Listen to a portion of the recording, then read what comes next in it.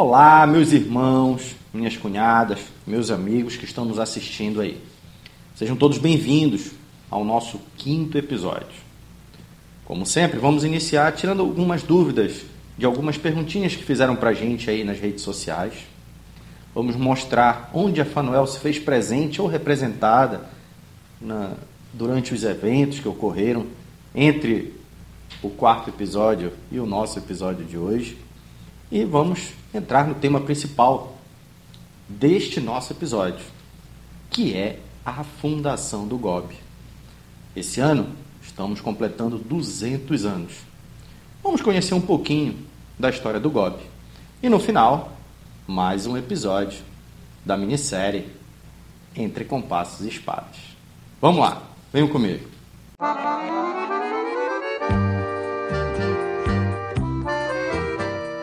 Então, meus irmãos, vamos dar início aí a esse nosso episódio de hoje. Queria só destacar que ganhei uma espécie de uniforme. A loja aí patrocinou essa blusa com a nossa logo, bonitinha. Então, mandando um abraço desde já, um agradecimento a todos os irmãos que escolheram esse formato para que a gente possa se fazer representar melhor a loja Fanuel. Então, vamos dar início pelas perguntinhas que choveu nas nossas redes sociais aí nesses últimos dias. Vamos lá. Por que são chamados de templos os locais de reunião dos maçons? Onde nós nos reunimos semanalmente, quinzenalmente ou mensalmente, recebe nomes específicos. Em geral, chama-se loja. Dependendo do rito que é praticado, isso pode ser num chamado templo ou numa sala ou salão. Isso depende do rito. Mas como a pergunta é sobre o templo, é porque a gente faz uma referência ao templo de Salomão, a sua estrutura física interna. Nós já falamos da sala dos passos perdidos, do átrio e da nossa câmara de sessão, especificamente. Então é templo porque faz referência ao templo de Salomão. Beleza? Vamos para mais uma. Sim, estamos no ano eleitoral, né? Sempre acabam perguntando sobre isso. A maçonaria é um partido político? Não. A maçonaria não é um partido político. Mas a maçonaria, sim. Ela influencia politicamente candidatos, governantes, presidentes, prefeitos, etc. A maçonaria é um estilo, é um modo de se trabalhar internamente e para a sociedade. Não é da política partidária, mas ela tem a sua política interna, seu modo operante, seus objetivos, seu plano de trabalho. Então, ela é política sem ser política partidária. Tá? Então não é um partido político. Ok? Acho que deu para deixar bem claro. Não existe o Partido Unido da Maçonaria Brasileira. Não tem isso daí não. Tá? Lógico que a gente tem a política, nós temos irmãos dentro da política, nós trazemos políticos às vezes para dentro da ordem, né? Mas em geral são irmãos que nós colocamos, como foi historicamente falando, a maçonaria sempre esteve relacionada com a administração, com a governabilidade do nosso país como um todo. Beleza? Vamos a mais uma.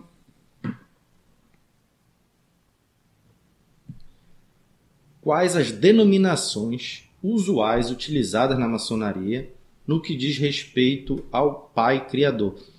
Deve estar se referindo especificamente a Deus. Como nós tratamos ou como nós denominamos Deus dentro da maçonaria? Em geral, mais uma vez, né, acho que a nomenclatura mais comum é de Grande Arquiteto do Universo, mais conhecido pela sua abreviação GADU ou GADU, como queiram. Mas não é só essa denominação que nós temos. Também, dependendo do rito, mais uma vez, ele pode ser chamado de Supremo Arquiteto do Universo, Soberano, às vezes nem tanto arquiteto, mas assim, Supremo Construtor do Universo, Soberano Árbitro do Mundo. E, assim, o que foge dessa estrutura, num rito específico, ele é chamado de grande geômetra. Geômetra, da geometria das formas e figuras, que relembra a parte de arquitetura, de desenho, de molde, né? Nós sabemos, então, que nós temos, por obrigação, por necessidade intrínseca para iniciarmos na ordem, precisamos crer no ente supremo, que é Deus. Então temos que entender que ele criou o mundo. E falando em criação, daqui a pouquinho na nossa temática eu vou voltar nesse assunto sobre criação, que temos um detalhe interessante. Nós sempre falamos de antes e depois de Cristo no nosso calendário. Mas quando o mundo foi criado? Vou tocar rapidamente nesse assunto. Não percam. Fiquem ligados aí. Na segunda parte do episódio, vocês já estão acostumando, daqui a pouco nem vou mais falar nisso, vamos ver aonde a Fanuel esteve durante esses dias, onde ela se fez presente, onde ela marcou presença. Vejam aí, de olho na tela, rapidinho, um giro por onde nós trabalhamos. A Fanuel recebeu o irmão Nelson, oriundo da Acácia Isabelense, como um novo integrante do quadro da nossa augusta e respeitável loja simbólica. O Nelson agora é um irmão adoniramita também. No sábado tivemos a exaltação dos agora companheiros Richard, João Crisóstomo e Eduardo Mergulhão, exaltados agora no Sagrado Arco Real de Jerusalém. Fazem parte agora do capítulo Rei Eduardo VII, juntamente comigo e com o irmão José Júnior. Já somos 5 da Fanuel, integrantes do Sagrado Arco Real. E o nosso irmão Wagner Fialho esteve visitando a loja Vigilância e Perseverança, juntamente com o nosso amado irmão Arlindo, do Oriente de Mucajuba, retribuindo as visitas do nosso mestre Joaquim, que tanto nos brinda com suas visitas à loja Fanuel. Nosso tema central no nosso episódio é tratar da fundação do GOB, que esse ano completamos 200 anos. Vamos começar então do começo. Nós sabemos que ainda no século XVIII, final do século XVIII, 1797 mais ou menos, nós já tínhamos loja fundada em Salvador e logo em seguida no Rio de Janeiro. Isso é o que nós sabemos. Mas a nossa maçonaria no Brasil, até então Brasil colônia, obviamente era ligada a Portugal. Então, quando nós falamos de GOB, Grande Oriente do Brasil, hoje, que nem sempre foi exatamente esse nome, né? Já foi Grande Oriente Brasilício, Brasileiro, Brasilino, mas no livro História do Grande Oriente do Brasil, do José Castellani, ele transcreve inclusive a ata, onde se define a independência, o rompimento da maçonaria brasileira com Portugal. Talvez esse seja um dos primeiros passos que o próprio Brasil deu no rumo da independência, né? Porque a maçonaria se tornou independente antes do próprio Brasil. Meus irmãos, queria chamar a atenção que nessa ata de fundação, quando das 3 lojas do Rio de Janeiro, percebam que as 3 também são criadas a partir da Comércio e Arte, são criadas as outras 2 lojas. Depois vamos entrar em detalhes, mas queria chamar a atenção porque foi dito logo no início da ata. A data de fundação. Aos 28 dias do 3º mês do ano da verdadeira luz, 5.822. Aos 28 dias do 3º mês do ano da verdadeira luz, 5.822. Mas a data de fundação que está lá não é 17 de junho de 1822? Como assim 28 dias do 3º mês?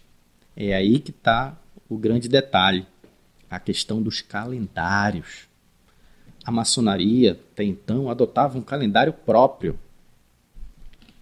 Apesar de seguir conjuntamente com um calendário gregoriano, a grande questão é que se usava como referência, como eu falei assim, o ano da verdadeira luz, ou ano luz, usava-se como base a criação do mundo.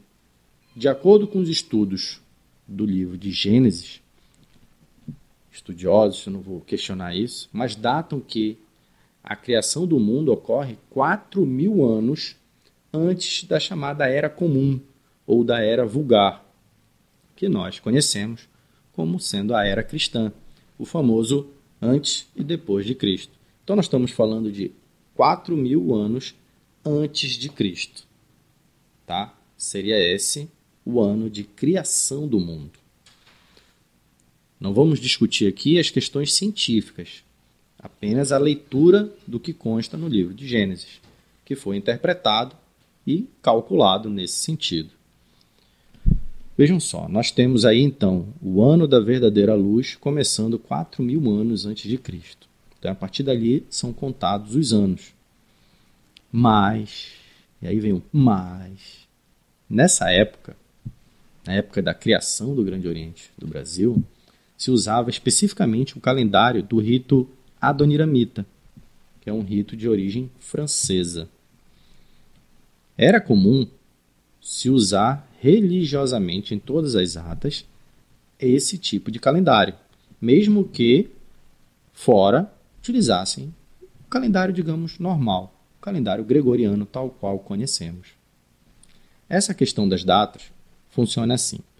No calendário utilizado no adoniramita, o início do ano se deu no dia do equinócio de outono para a Europa, primavera, outono para o hemisfério norte, pronto, e o equinócio de primavera para o hemisfério sul, início 21 de março.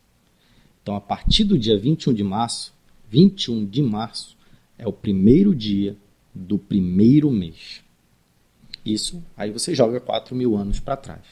Então, quando fala-se em 28 dias do terceiro mês, então você tem março o primeiro, abril o segundo, maio o terceiro. Mas são 28 dias, então a partir do 21 a gente conta mais 28 dias. A partir do 21, digamos, de abril, você conta mais 28. Só que nesse meio a gente sabe que tem meses que tem 30 e 31. Então, fazendo a conversão direitinho, para que ninguém se confunda, então o primeiro dia do primeiro mês é 21 de março. Depois acompanha um a um, até que 28 dias do terceiro mês vai bater no dia 17 de junho, no caso de 1822, correspondente ao ano 5.822 da verdadeira luz. Ok? E mais um detalhe curioso é que o ano da verdadeira luz, abreviado apenas para VL, também foi conhecido durante muito tempo como ano-luz, ou ano Lucis, que, e aí sim, criou-se, né? Sabe que sempre temos aquelas conjecturas, que ano Lucis era o ano de Lúcifer, não tinha nada a ver. Era o ano da criação da luz, a criação do mundo. Todos nós sabemos a historinha que no quinto dia era tudo escuro, e Deus criou a luz. E a luz foi feita. É ali que a gente está contando, marcando a partir dali. Depois nós estamos já no ano de 6.022, para vocês terem uma ideia. O outro detalhe em relação a essa questão de calendário é a referência ao dia do maçom, o dia 20 de agosto. O dia 20 de agosto ele é considerado o dia do maçom porque foi o dia em que, registrado em ata, constava a independência do Brasil. Ou pela primeira vez encontrou-se registros de referências da independência do Brasil em atas maçônicas, em atas de reuniões.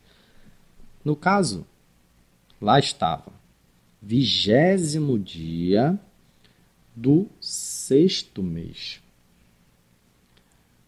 20º dia do sexto mês.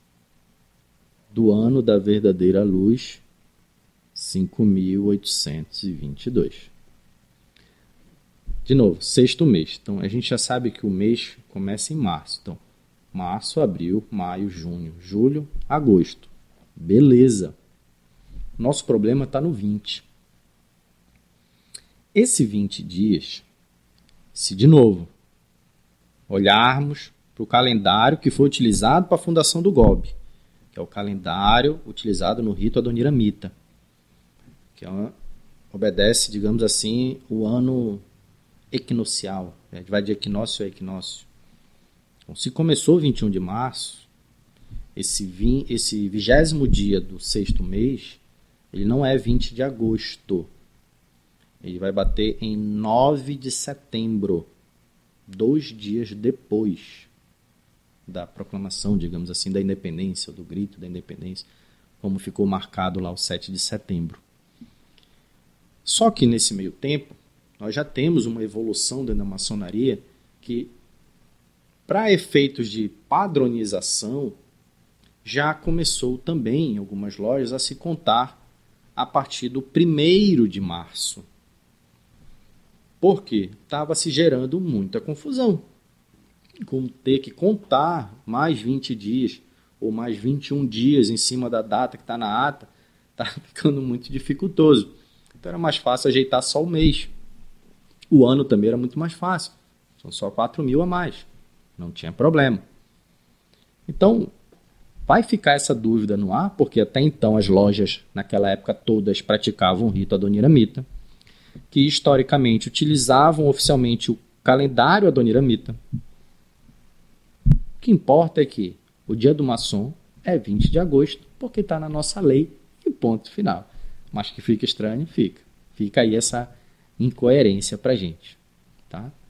Voltando à questão da fundação do Grande Oriente do Brasil, que é o que nos interessa de fato, a gente percebe ainda na leitura da ata mais um reforço sobre a questão do rito adoniramita, que os irmãos utilizavam o seu nome histórico, um nome de batismo, de rebatismo, digamos assim, dentro da ordem. Né?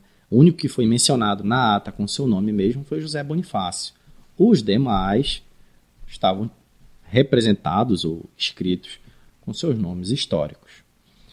Então fica ali eleito o nosso primeiro grão-mestre, né, José Bonifácio de Andrade e Silva, juntamente com Gonçalves Ledo. E o Gonçalves Ledo foi o primeiro vigilante que vocês viram leram lá na ata com o seu nome histórico. Nós temos, nesse meio tempo, a gente já falou sobre isso, da inserção de Dom Pedro dentro da nossa ordem.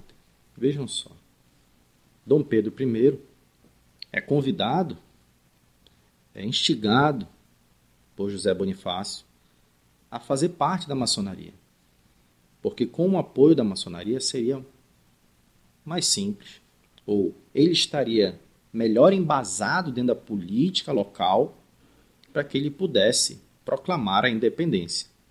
E, claro, garantir o seu poder como regente, como imperador do Brasil.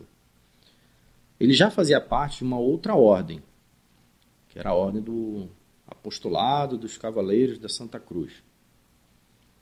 Ele já fazia parte, isso antes, faz parte antes. Também era capitaneado por José Bonifácio.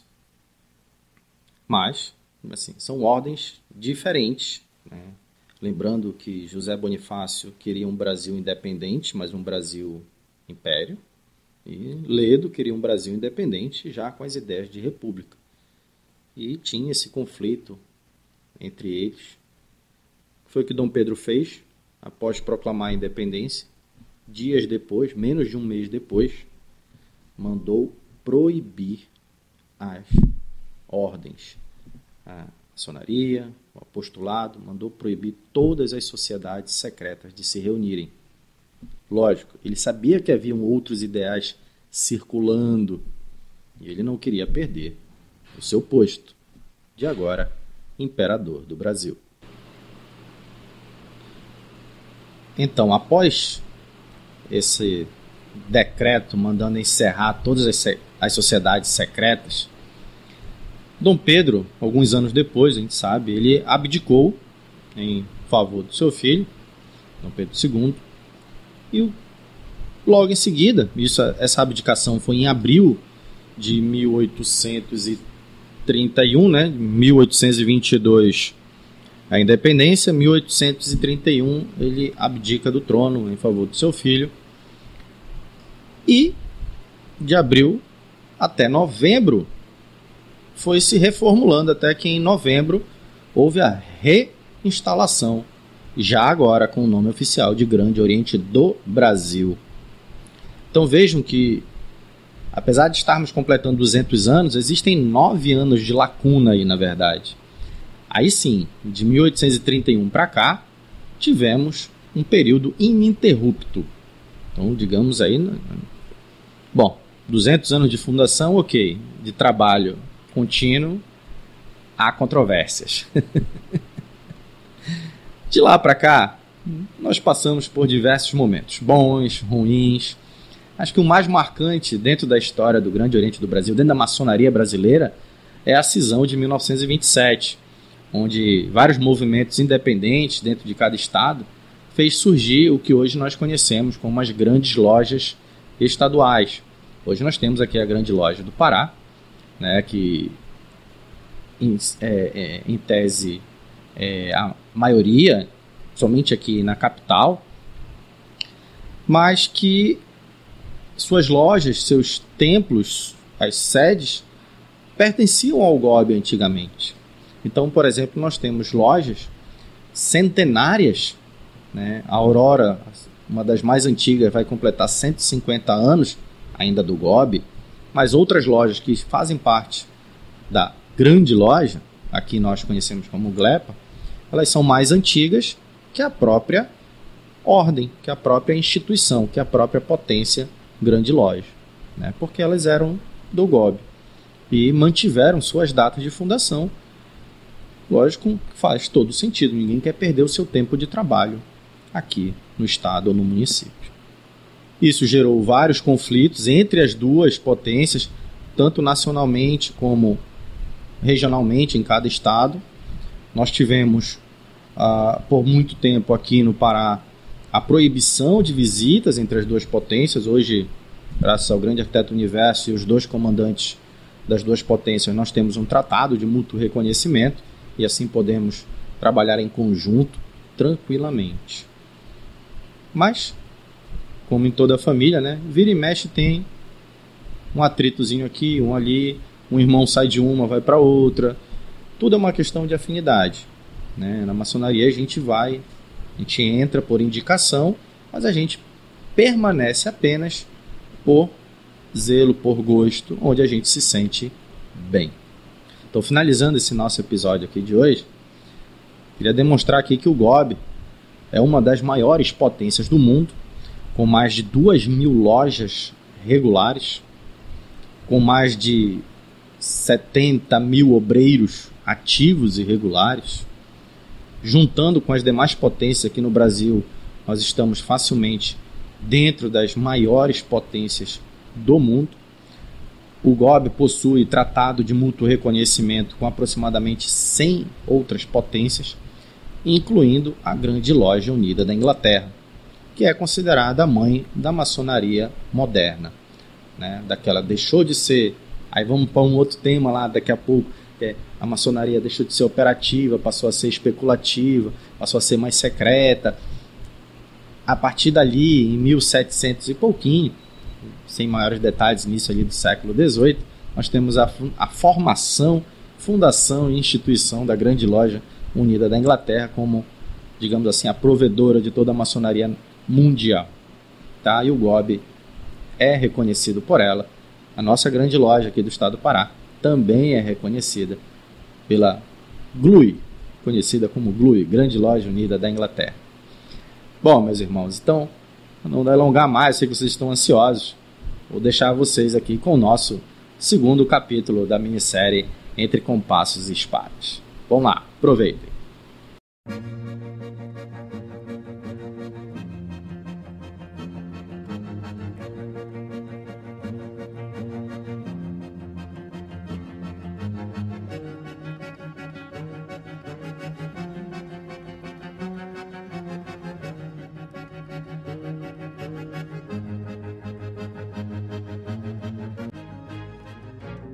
Homem sábio e experiente, defendia o fim do tráfico negreiro e a abolição da escravatura, reforma agrária pela distribuição de terras improdutivas e a agricultura familiar.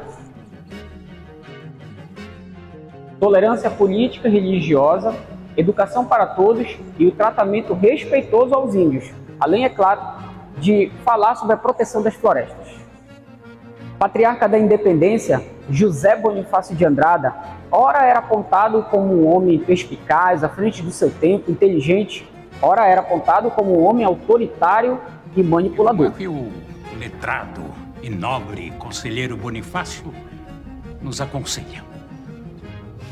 De momento, devemos respeitar a autoridade das cortes e mostrar benevolência diante de suas deliberações. A verdade é que José Bonifácio passou para a história do Brasil como um homem que sufocou as possibilidades dos sonhos democráticos e republicanos para dar lugar a um império.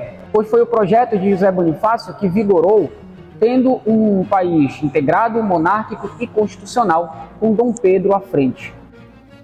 E ficou muito evidente que Portugal nos quer novamente submissos. Não podemos aceitar, de maneira nenhuma, voltarmos à condição de uma colônia explorada. Sendo assim, eu proponho que nos manifestemos pela imediata separação de Portugal e que partamos para uma monarquia constitucional, sob a liderança de Dom Pedro. Seus planos foram tramados pela maçonaria, que escreve uma carta para Dom Pedro, dizendo que a ele só caberia dois caminhos. O primeiro seria partir imediatamente para Portugal, porém ficaria lá preso pelas cortes. O segundo era ficar e proclamar a independência do Brasil, fazendo Dom Pedro seu imperador ou rei. Meus irmãos, o fato de Dom Pedro permanecer no Brasil foi um sinal muito claro de que devemos tê-lo à frente de nossa independência. Ele foi muito firme ao rechaçar as tropas invasoras portuguesas. É o líder que nós precisamos nesse momento. Embora favorável à independência, Bonifácio tinha que se deparar com seus opositores, que queriam um país republicano, tendo Dom Pedro como um monarca constitucional. Dom Pedro não teria poderes alguns, apenas obedeceria à Constituição. Todos esses malditos traidores querem uma Constituição, pois muito bem, eu mesmo lhes darei uma. Mas a minha Constituição será muito melhor que a que esses pés de cabra, chumbos ou corcundas querem fazer. A minha Constituição será a mais liberal de todas, Leopoldina. Mas a minha pessoa permanecerá inviolável e sagrada. Eu sou o soberano, eu sou o imperador do Brasil. A maçonaria se mostrava dividida entre republicanos e monarquistas. Os republicanos eram liderados por Joaquim Gonçalves Ledo, já citado aqui, e os monarquistas eram liderados por ele, José Bonifácio de Andrada. Em meio a disputas internas, a maçonaria brasileira, liderada tanto por Ledo quanto por Bonifácio, estabelece a sua ruptura total com a maçonaria portuguesa, criando assim o Grande Oriente Brasílico. O objetivo era iniciar ou filiar somente aqueles que eram favoráveis à causa da independência. José Bonifácio é eleito grão-mestre, mas fica apenas 2 meses no comando, porque fora substituído nada mais nada menos por Dom Pedro I. Isso tudo por conta de uma manobra altamente política, aonde Dom Pedro teria não só influência como imperador, mas também a influência da maçonaria por trás. Dentro das reuniões e na presença de Dom Pedro, Bonifácio sustentava que, na hipótese de uma república, o Brasil mergulharia numa guerra civil e se fragmentaria em pequenos territórios, como estava acontecendo na América Espanhola. Irmãos, realmente, se tomarmos como exemplo os americanos, pensamos numa ruptura radical com Dom Pedro. Mas eu penso que devemos olhar para os nossos vizinhos da América Espanhola. Lá as ideias republicanas levaram à guerra civil. Se isso acontecer aqui no Brasil, estaremos divididos.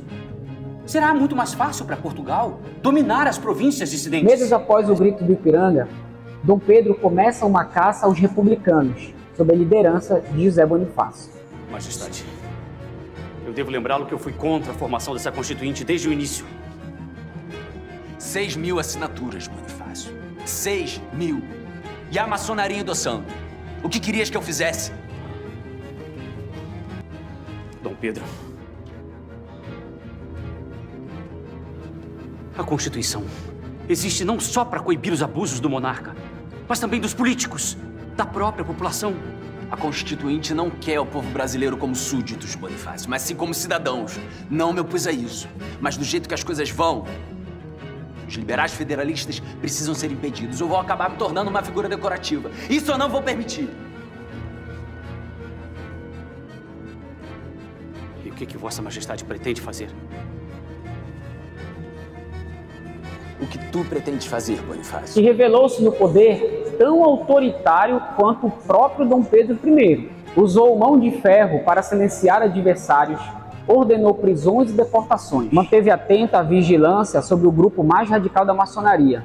Ledo, junto com os seus seguidores, foram presos e exilados por um tempo a mando de José Bonifácio. Anos depois, foi a vez de José Bonifácio experimentar o exílio voluntário na ilha de Paquetá.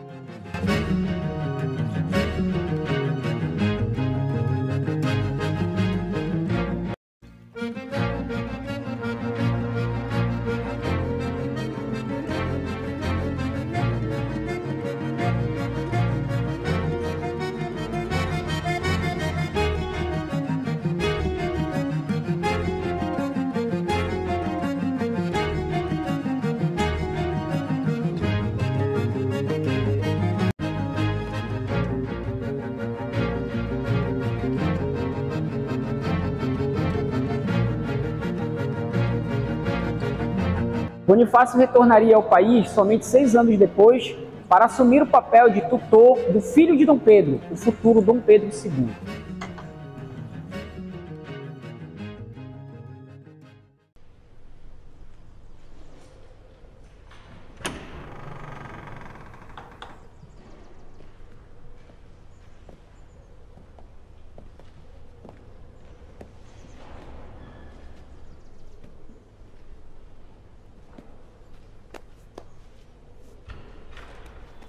É muito bom ver-te novamente, meu amigo. Vossa Majestade mandou me chamar. Aqui estou. O trono no qual me sento não me exime de cometer erros. Infelizmente. Errei ao te afastar de mim, Bonifácio. De minha família e de meu império. Não consigo mais governar. Vivo mergulhado em intrigas e conspirações de meus adversários que estão por toda parte. Questionam minhas ordens e querem reduzir minha autoridade. Tenho acompanhado com muita preocupação o que se passa no Brasil. Eu receio que essa onda liberal que se formou, ela dificilmente será contida, Majestade. Eu preciso de tua ajuda na educação de meus filhos. Tem que prepará-los para o poder. E tu és um homem culto, honrado, patriota. Pedro um dia irá reinar. Me preocupo com ele. Eu e meu irmão Miguel devemos ser os últimos malcriados desta família. Imagina. Se eu puder ser útil na educação do príncipe, eu ficarei muito honrado, Majestade. Chegamos ao nosso último episódio, o episódio que vai falar da figura central de todo esse entreveio que envolve a maçonaria e a independência do Brasil. Hoje falaremos dele, o príncipe regente e futuro imperador, Dom Pedro I.